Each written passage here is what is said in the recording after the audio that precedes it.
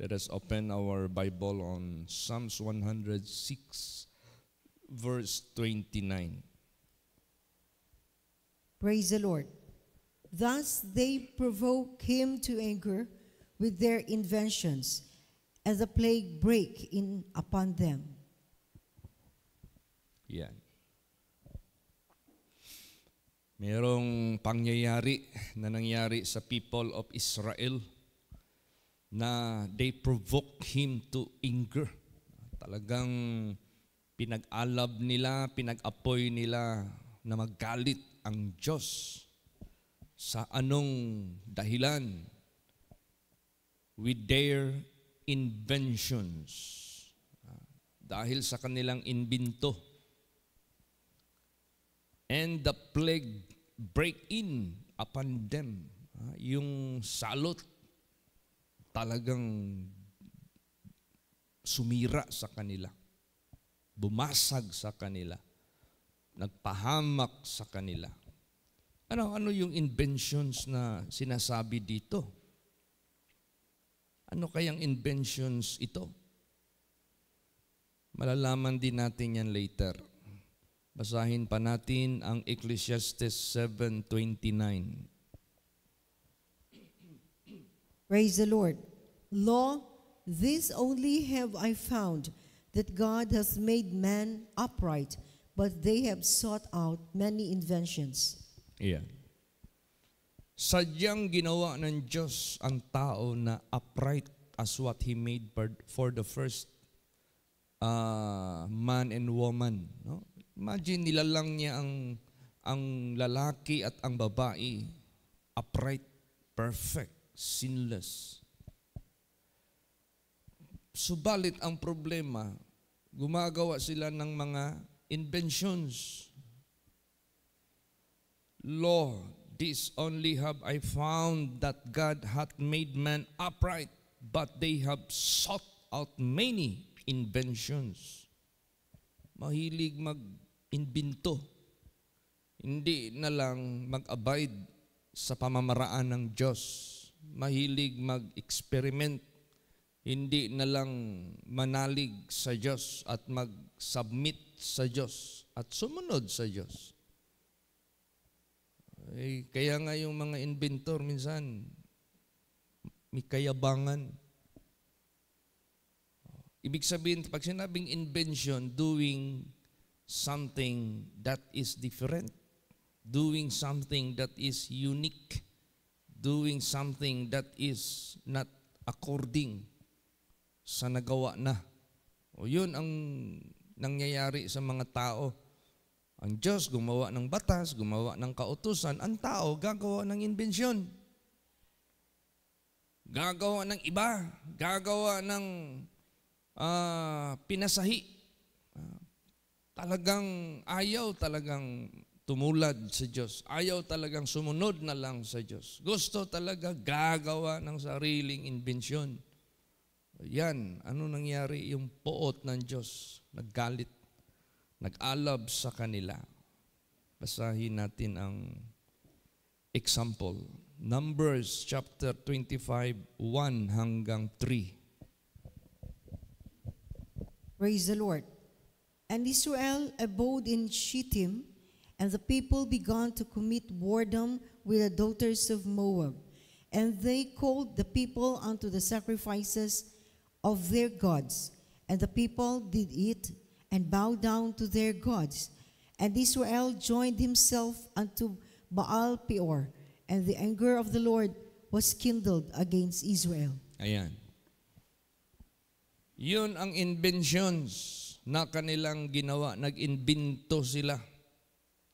Invento meaning to say, naggawa sila ng sarili nilang batas. Gumawa sila ng sarili nilang tuntunin. Ano yun? Sila?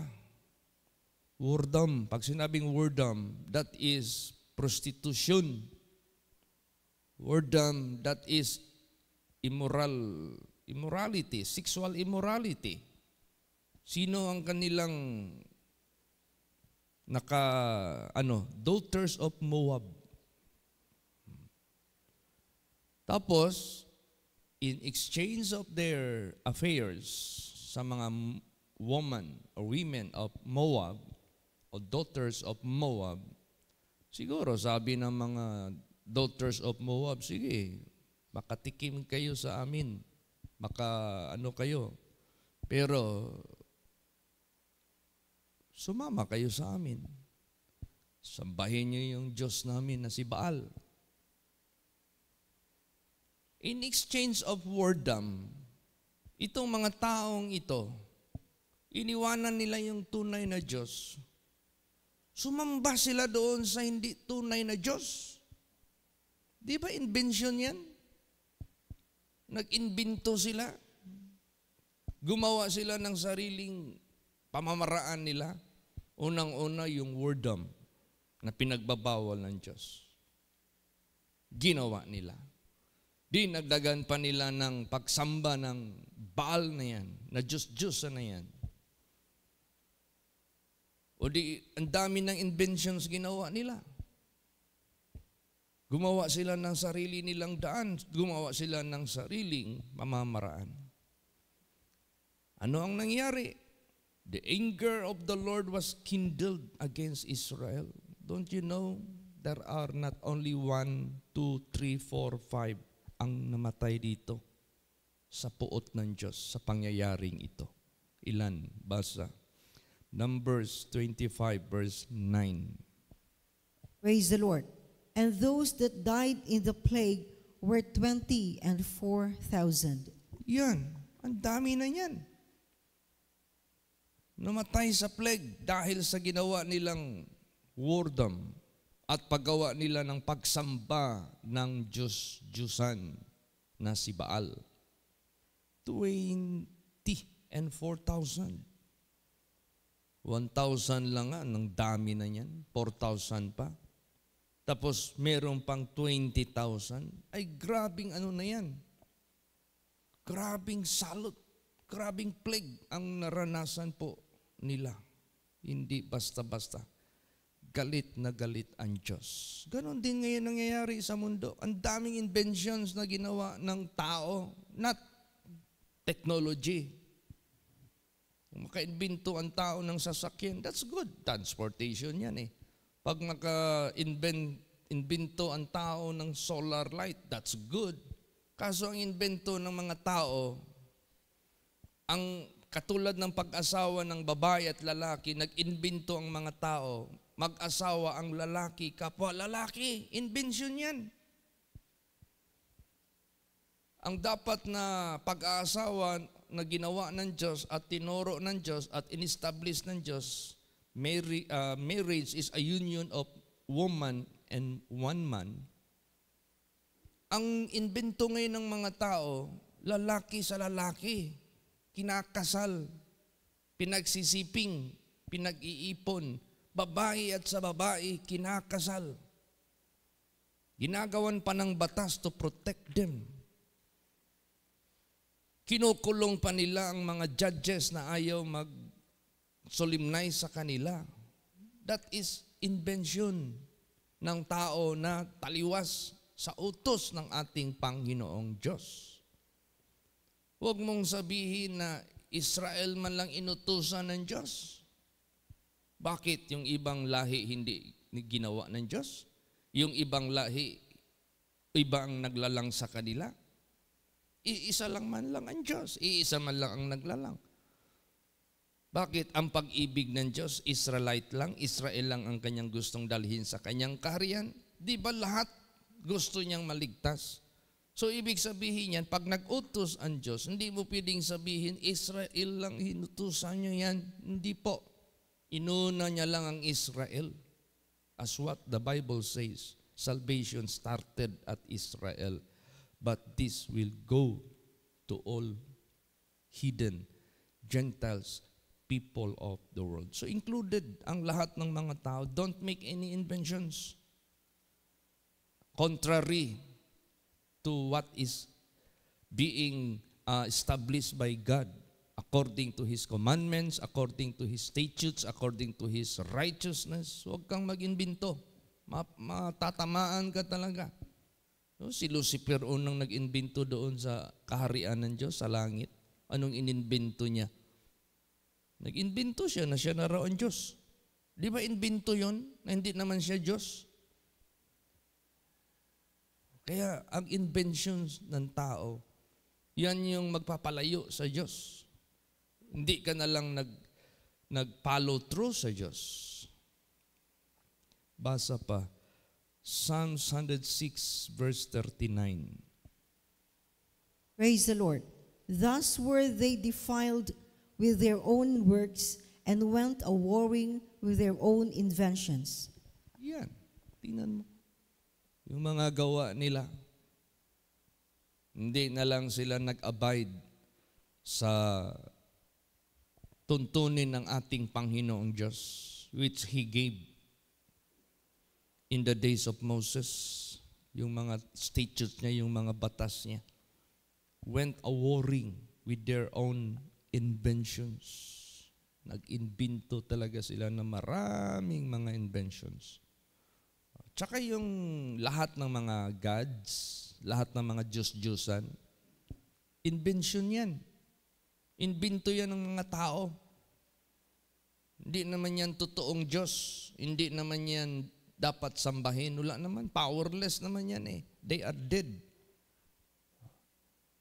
Pero, sinasamba ng tao. Ginagawa ng shrine. Ginagawa ng kung ano-anong altar. Ino-offeran.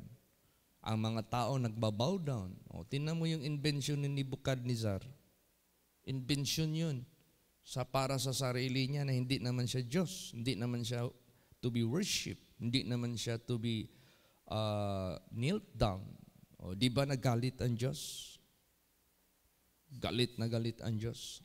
Kaya, sa daming mga inventions sa mga tao, doon napupuot ang Diyos. Basahin natin ang kanina, Baal man yun. Ito, iba na naman ito. Leviticus 20:5 and 6. Praise the Lord. Then I will set my face against that man and against his family, and will cut him off, and all that go a-warring after him, to commit whoredom with Molech from among their people.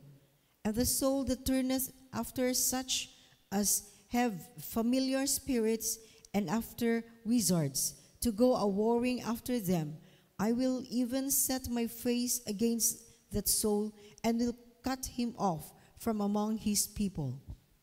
Yan. Dagdag na naman. Ibang invention na naman. Whoredom with Molech. Molech, this is another kind of idol. Anong bansa kaya ito? My soul turneth after such as have familiar spirits. O, tingnan mo. After wizards, lumalapit na sila doon sa mga witchcrafts. Lumalapit na sila doon sa mga familiar spirits. Ito yung mga witchcrafts, wizards. Hindi yan sa Panginoong Diyos. That is familiar, that we call it familiar spirits. Pag sinabing familiar spirits, parang ganun-ganun. Parang familiar siya, pero ibang espiritu. See? Invention na naman ng tao yan. Hindi na lang sila lumapit sa totoo at tunay na naglalang sa kanila. Doon pa sila sa mga kaaway ng Diyos, mga fallen angels. Kasi sila yung mga spirits na nahulog dito sa mundong ito, na nililigaw nila ang mga tao, no? Dinideceive nila ang mga tao. Ngayon, ang mga tao mas naniniwala pa sa kanila. Ang mga tao mas nananalig pa sa kanila. And go a-warring after them. Pag sinabing warring, wala na. Nakipag-ano na sila. Not necessarily fornicate, but they already mingled with them. They already have affair with them. They have already a activity with them. Siguro, kung sabihin ng wizard, magdala kayo ng ugis na manok, dala rin sila. Tulad nung doon sa sa Bala, sabi ng mangkukulam doon na lumuhod kayo dyan sa punong kahoy, maghingi kayo ng patawad sa mga masamang espiritu na nandyan sa loob ng kahoy na yan. Maglagay kayo ng 12 ka piso. Ilinya nyo, idikit nyo doon sa punong kahoy. Tapos lahat ng teachers dyan, kasi school yun magluhod, maghingi ng patawad. Mabuti na lang may mga teachers doon na may knowledge sa Bible. Uy, bakit tayo luluhod kay Satanas? Bakit tayo hihingi ng patawad kay Satanas? Dapat sa Satanas, abugon, ipatalsik, hindi kay sambahin, hindi kay hingi ng patawad. Naliwanagan, hindi natuloy yun. Hanggang tinawagan na lang ako dito ng isang teacher doon. Sabi ko, kung ang principal ang mag-initiate niya, magpunta ako.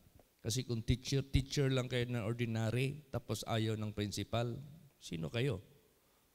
Doon sa principal office gagawin, ang casting out of demon, doon ako mag-preach.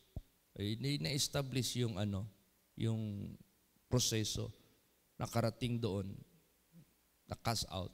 Tingnan mo, solve. Kasi totoong Diyos siya Tunay na Diyos siya Siya lang yung dapat sambahin Siya lang yung ampuan nato. Siya lang yung tawagon nato. Siya lang. Hindi yung kung ano mga familiar spirits dyan. Hindi yung mga wizards dyan. No. They are not God. They are enemies of God na nagdideceive sa mga tao, nagpapaligaw sa mga tao. Gumagawa din yan sila ng mga milagro. Pero pangluloko, hindi totoong milagro. I will even set my face against that soul. I will cut him off from among his people. Puputulin ko sila. Against ako sa kanila. Ito na ngayon ang mundo. There are so much inventions na kinapuputan ng Diyos. Hindi na lang mag-abide sa righteousness ng Diyos. Hindi na lang mag-abide sa law or commandments of God. Another, basahin pa natin, Deuteronomy 32:16 hanggang 21. Praise the Lord. They provoke him to jealousy with strange gods, with abominations, provoke they him to anger. They sacrificed unto devils, not to God, to gods whom they knew not, to new gods that came newly up, whom your fathers feared not. Of the rock that begot thee thou art unmindful, and hast forgotten God that formed thee. And when the Lord saw it, he abhorred them because of the provoking of his sons and of his daughters. And he said, I will hide my face from them. I will see what their end shall be, for they are a very froward generation, children in whom is no faith. They have moved me to jealousy with that which is not God. They have provoked me to anger with their vanities, and I will move them to jealousy with those which are not a people. I will provoke them to anger with a foolish nation. See? Strange gods. Pinag-aalit nila ang Diyos to jealousy. Ano pa? Abominations. Yung abominations, karumal-dumal sa harapan ng ating Panginoong Diyos. Gumagawa sila. And they sacrifice unto devils.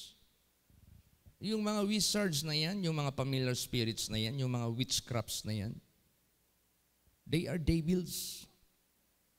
Maniwala ka doon, mag-offer ka doon ng hingiin nila na i-offer mo, you are offering to Satan, not to God, hindi sa Diyos. Magbayad ka, mag-ihaw ka ng puting ugis, kung ano-ano pa dyan. Hindi yan. That is of the devils. To gods whom they knew not. Doon sa mga Diyos-Diyosan na hindi nila nakilala. Samantalang yung Diyos nila na nag-deliver sa kanila from Egypt, nagpatawid sa kanila sa Red Sea, nagputol doon sa Jordan, yung nagtalo sa mga kaaway nila doon sa land of promise sa Canaan. Hindi na nila naalaala yun. Doon sila sa mga hindi nila kilalang Diyos-Diyosan. Bakit? Because of their inventions. Mahilig mag-invento kasi. Hindi na lang sumunod sa Diyos. Nung nakita ito ng Panginoong Diyos, meron pa dito, of the rock that begat thee, thou art unmindful. Hindi kayo nag-alaala sa inyong buhay na paano ko kayo itinatag sa bato? Paano ko kayo in-establish na hindi kayo mapahamak sa mga kaaway ninyo? Hindi kayo naging mindful, unmindful kayo. Thou hast forgotten God. Thou hast forgotten God that formed you. Hindi nyo naalaala yung Diyos na naglalang sa inyo. Then, when the Lord saw it, He abhorred them because of the provoking of His sons and of His daughters. And He said, I will hide my face from them. I will see what their end shall be. They are a very froward generation. Froward, that is backward. Forward, that is opposite to His commandments. Baliktad.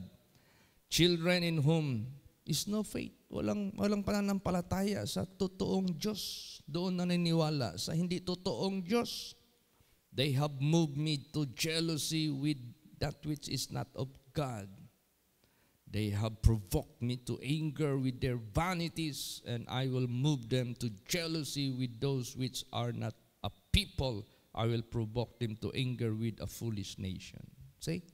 Kaya makita mo yung book of Kings, pag ang hari ng Judah o kaya ng Israel mag-disobey, yung mga nations na hindi nila kasama, yun ang magpatay sa kanila, yun ang mag-atake sa kanila, yun ang maglusob sa kanila, yun ang magbihag sa kanila. Wala. Paano? Disobedient sila. Kaya ganun din sa buhay natin. Hindi tayo sumunod sa totoong Diyos na nakilala na natin. Ang diablo ang mag-ano sa atin, api. Ang diablo ang mag-deceive sa atin. Ang diablo ang mag-kill sa ating kinabukasan. Kaya huwag nang mag-invento kasi. May simbahan pa dito sa Pilipinas na pinakamalaking simbahan. Hinalo yung idols sa kanilang faith. Gumagawa ng mga idols. Tapos magpagmamilagro-milagro pa kuno. Paiyakin yung Birhen Maria. Ano? Kahoy lang yan. Pag sunugin mo yan, para din yung gatong. Kasi yung ginawa na kahoy, pinutol, yung kasama, ginatong niluto ng kanin. Yung magandang portion, ginawang ribolto. Ihalo mo yan sa Bible, ihalo mo yan. Kaya tuloy ang mga membro, karamihan tumboy, karamihan bakla, nandyan lahat galing, mga sugarol. Hindi ko na ito pagsisira, galing ako dyan kailangan magising na ang lahat sa katotohanan ng Diyos. We are not being saved by any religion. We are only be saved by true God and faithful God and real Savior, Jesus Christ. Ano yung pinagbabawal ng Diyos dito? Huwag ka nang gumawa ng invento. Di ba? Ngayon naalala ko tuloy sa panahon ni Paul. Nung nag-preach si Paul, these idols are not true God. This is God's, small g. They have eyes, they cannot see. They have nose, they cannot smell. Stop it, sabi ni Paul. Do not worship. Remove it from your altars. Remove it from your houses. Remove it. Remove. Sino nagalit? Yung gumagawa ng ribolto. Patay daw ang negosyo niya. Wala nang bumili.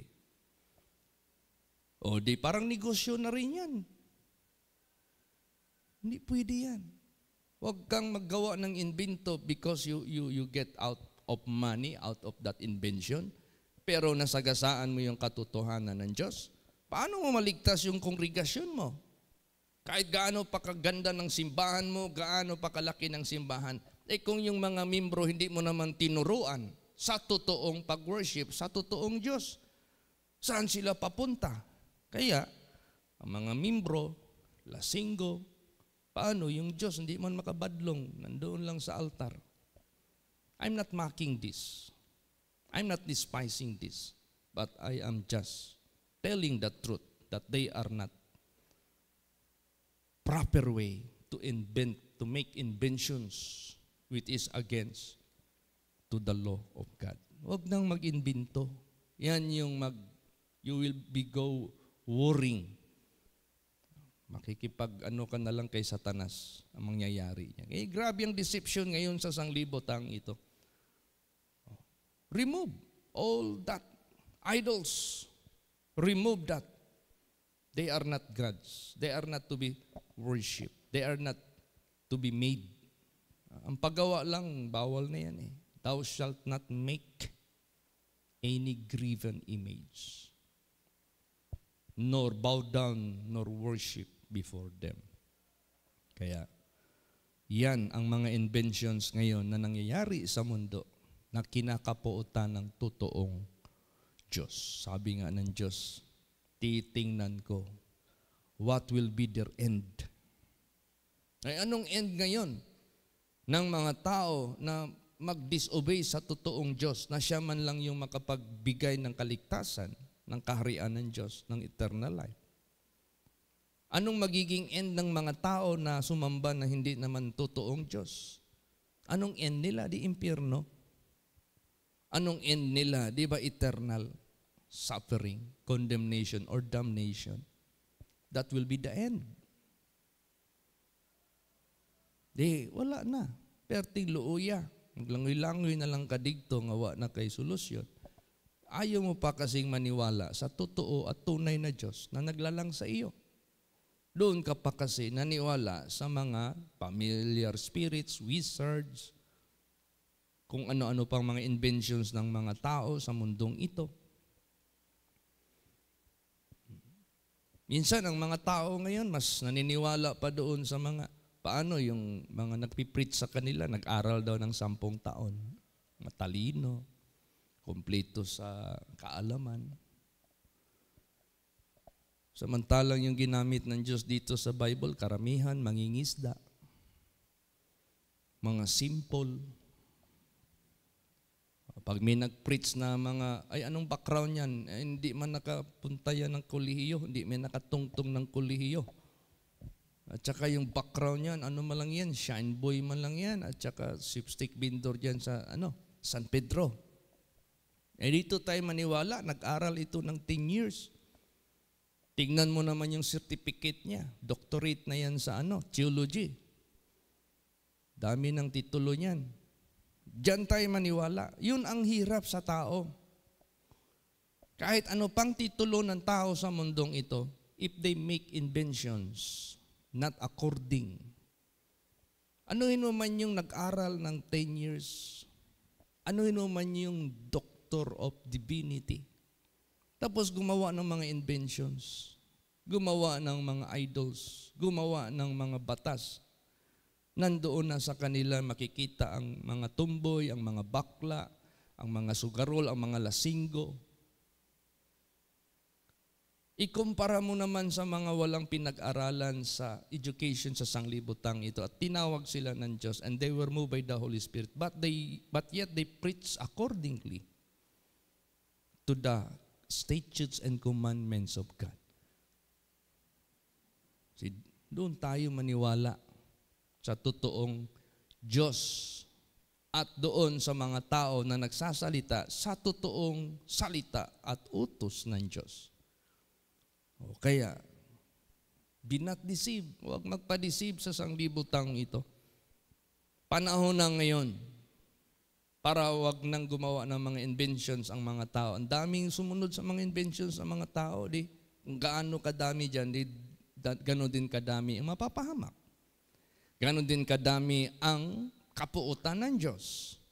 God never regard any number of people. Hindi siya natatakot. Hindi siya politiko. But He saved everybody. But He want to save all people. Pero ang tanong, sino naman ang susunod at maniwala sa Kanya para sila ang maligtas? Yun ang tanong. Karamihan ng mga tao ngayon, puro inbensyon ng sarili. Doon din rumarami ang sumusunod.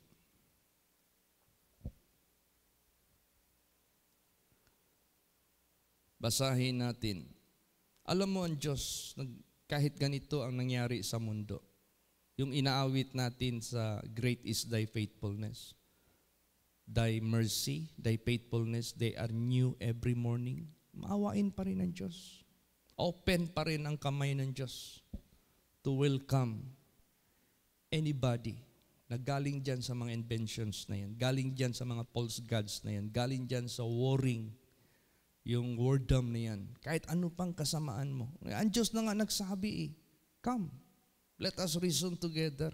Kahit gaano ka pa makasalanan, kahit gaano ka pa ka-idolater, gaano ka pa ka-fornicator, gaano ka pa ka-adulterer, ano mang buhay mo sa sanglibutang ito, meron pa siyang naiwan na mercy. May naiwan pa siyang awa. Basta di ka lang mamatay muna. Also, welcome ang Diyos. He is calling to all people na na-deceive sa inventions ng tao, na-deceive sa invention ng demonyo. Umalis kayo dyan. Umalis kayo dyan. Pumunta kayo sa totoong Diyos. Pumunta kayo sa tunay na naglalang sa lahat. He is still calling to all people.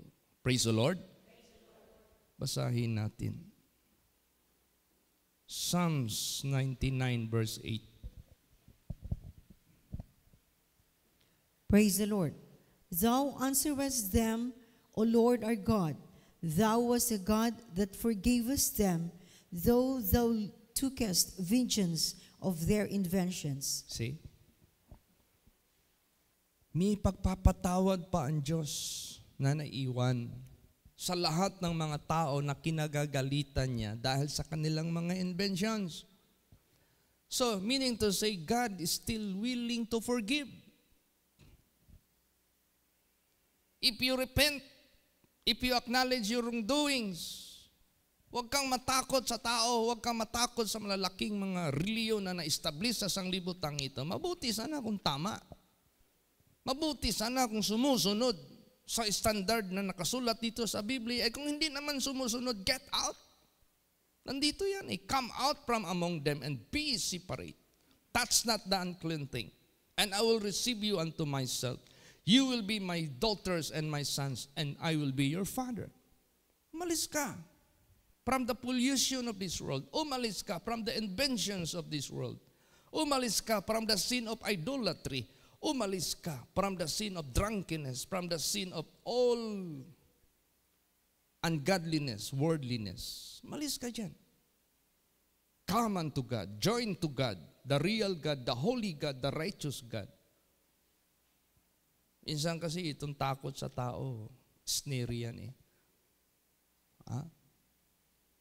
Siyempre, lahat ng mga simbahan, merong sinasabi na ganito, pag umalis kayo sa simbahan namin, maimpyerno kayo. Pag umalis kayo sa ating doktrina, maimpyerno kayo. Mabuti sana kung doktrina ng Diyos ang kanilang pinapasunod, kaya maimpyerno ka talaga pag ayaw ka sumunod. Kaso simbahan na ang tinuturo Organisasyon na ang tinuturo, hindi na ang Diyos. Hindi na ang katotohanan ng salita ng Diyos. O kaya, saan tayo dapat matakot? Dito, sa totoong Diyos. Pag sabi niya, pag hindi kayo magbagong buhay, hindi kayo magpakabanal, may impyerno kayo, doon tayo matakot. Hindi doon sa mga sinasalita na hindi naman sinalita ng Diyos. Kaya God is still merciful. God is still calling. Come, sabi ng Diyos. Lumapit kayo. So, ano ang ordinance ng Diyos? Ikaw na pinatawad na ng Diyos. Kung sakaling umalis ka na sa idolatry na yan, umalis ka na sa mga grupo na nagtuturo ng hindi totoo, umalis ka dyan. Huwag kang manatili dyan. Basahin mo yung Biblia kung yung tinuturo nila talagang nasa Biblia. Or meron man sa Biblia, pero tinutuis. Twisted ba? Yan yung approach ni serpente, ni Satanas, ni dragon, the devil. I-twist niya yung word of God. Bakit twist? Sabi ng Diyos, bawal magsiping at babae. I-twist nila yan. Hindi daw bawal.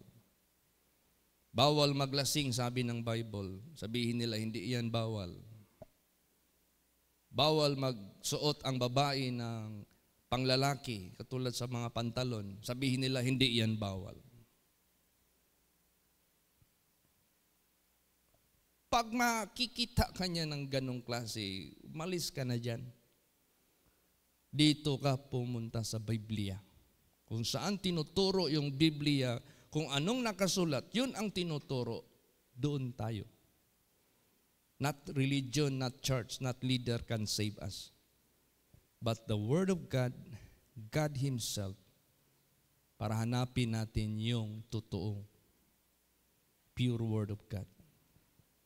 Para magbago na ang lahat. Malis ka na sa lahat ng mga kalikuan and invention ng mga tao na ngayon nalaman mo na sa katotohanan ng salita ng Diyos. Huwag ka nang magbulag-bulagan, huwag ka nang magbingi-bingian. Tingnan mo anong utos ng Diyos pag pinatawad ka na. Huwag ka nang bumalik doon sa mga practices ng mga inventions ng mga tao na salungat sa katuwiran, kabanalan, kalinisan ng Diyos. Basahin natin last verse. Leviticus 17 verse 7. Praise the Lord. And they shall no more offer their sacrifices unto devils, after whom they have gone a-warring. This shall be a statute forever unto them throughout their generations. Yan. Huwag ka nang babalik yan sa pag-offer ng offering kay Satanas. Huwag ka nang sumunod sa mga inventions ng mga tao sa sanglibutang ito na sinalungat nila ang mga kautusan ng Diyos. Huwag na. Nakipag-warring ka dyan sa inventions ng mga tao sa mundo against the commandments of God. Huwag na. Kasi nag-offer na ang Diyos ng forgiveness eh. Then sabi dito, this shall be a statute forever unto them throughout their generations. Kaya, may generation pa rin na maliligtas. May mga tao pa rin maliligtas. Sino sila? Yung kinuha ng Diyos sa mga pag-o-offer kay Satanas. Yung kinuha ng Diyos sa mga nagpa-follow through sa inventions ng tao na salungat naman sa inutos ng Diyos. Yun ang mga taong mapagkumbaba, mapagsisising puso, at binalaan sila ng Diyos. No more offering to devils. No more go warring. This is my statutes forever and to all generations. Ito yung tinig na totoong Diyos na nagsasalita sa atin lahat. Praise the Lord. Yan ang totoo. Sasamahan ka talaga niyan. Hindi ka talaga niya hihiwalayan. Yan ang yung sabi ni Jesus, I will be with you even unto the end of the world. Where I am, there ye may be also. Hindi ka talaga hindi ka talaga bibitawan. Pero kay taning ka maniwala, tatawanan ka in the day of miserable situation mo. Magbahakak si Satanas. Hindi ka niya tutulungan pag may impyerno ka, hindi ka niya dalhan ng ice para palamigin yung katawan mo. Dagdagan pa niya yan ng apoy. Yung suffering mo doon sa impyerno, hahampasin ka pa doon niya. See? Kaya kawawa yung mga tao na through their inventions, doon pala sila nag-o-offer sa mga devils na yan. Kaya lahat ng mga simbahan sa mundong ito who do not teach the sound word of God, umalis na kayo. Yung mga leader ngayon sa sanglibotang ito na pataka lang o sulti, inaangkin kahit naman ang kaluwalhatian ng Diyos. Umalis kayo dyan. This is a call of God. Tingnan mo yung message dito. Invention siya ng mga tao, kinakapuutan niya ng Diyos. God is offering forgiveness to all. Umalis kayo dyan. Lumapit kayo sa Panginoon Diyos. Kunin niyo yung Biblia niyo sa bahay ninyo. May mga leader pa ngayon, binabawalan na yung mga tao na magdala ng Biblia. Lalaki pa naman ang mga simbahan na yan. May mga simbahan ngayon, lalaki na mga simbahan, lahat na pumapasok ng mga tao doon, wala man lang dalang Biblia. Anong dala nila? Nubina. Hindi man yung Biblia. Ano pa? Kung ano-ano yung mga gawa lang, invention nga eh. No, dito tayo. Huwag nating ihiwalay ito. Dito ang totoo ng katotohanan. This is the truth of God. Buklatin mo ito. Basahin mo ito. I-meditate mo ito day and night. Ito lang, wala ng iba. Blessed are they who read, who hear, and do the book of the prophecy. Because this is the testimony of Jesus. This is the spirit of prophecy. Pag sinabing prophecy, mangyayari. If you do evil, you will be resurrected unto damnation. Mangyayari yan. If you do good, you will be resurrected unto life everlasting. Now, kailan tayo makakagawa ng good? And there is only one good, and that is God. Sumunod ka sa Diyos. You are good all the way. Huwag nang mag-invento dyan ng maraming mga inventions sa sanglibutang ito. Kaya, to God be the glory. There is only one truth. There is only one God. And there is only one Savior. And that is Jesus Christ. And that is the Word of God. And that is the God, the Creator of all. Praise the Lord. Magsitayo po ang lahat.